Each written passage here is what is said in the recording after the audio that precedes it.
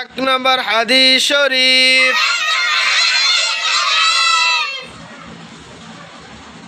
قال النبي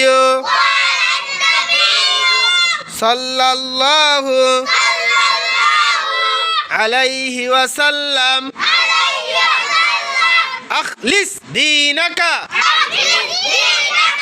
يكفيك العمل القليل এক নম্বর হাদিস শরীফের অর্থ হযরত নবী করিম সাল্লাল্লাহু আলাইহি ওয়াসাল্লাম বলেছেন, তোমার ঈমানকে খাঁটি করো, অল্প আমলই